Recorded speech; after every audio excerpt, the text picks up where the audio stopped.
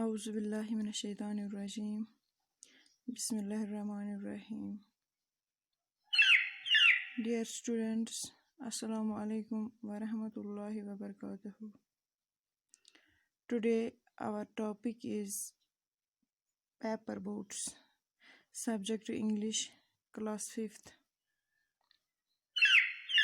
Page number 80. Paper boats.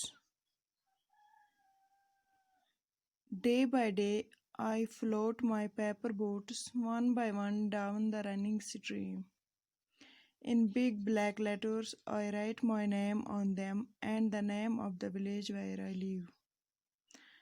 I hope that someone in some strange land will find them and know who I am. I load my little boats with shively flowers from our garden and hope that these blooms of the dawn will be carried safely to land in the night.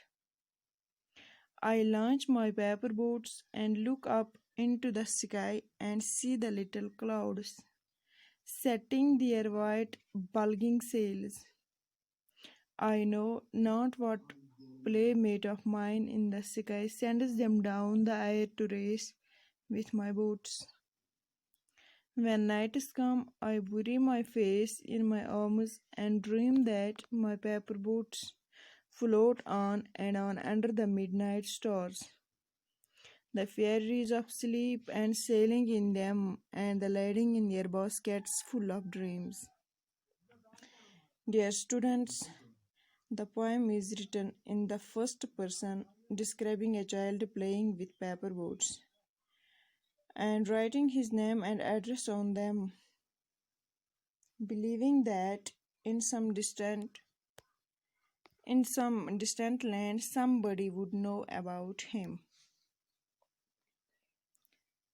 Dear students, he loads his paper boats with shively flowers from his garden and dreams that fairies of sleep are sailing in them with baskets full of dreams.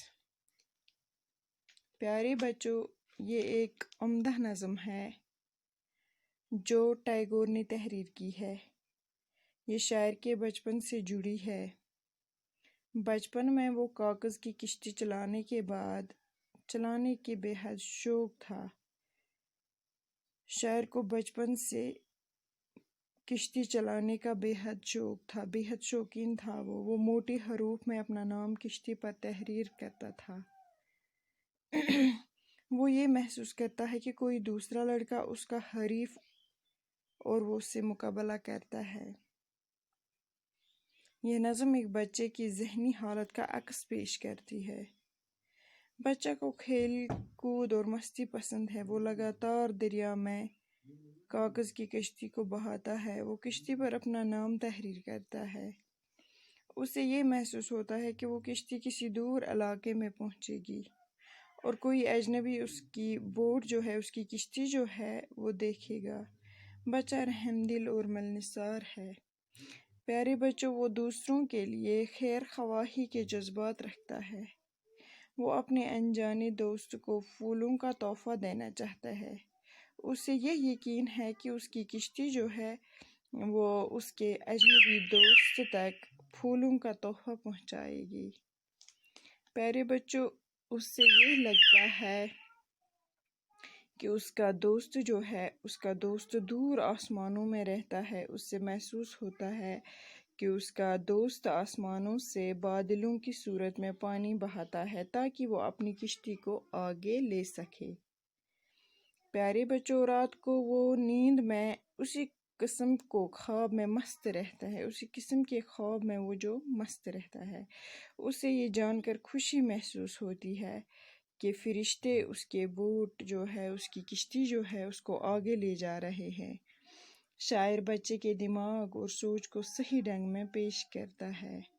تو پیارے بچوں، آج کے لیے بس اتنا ہی. کل انشاءاللہ اس سے ہم آگے پڑھیں گے.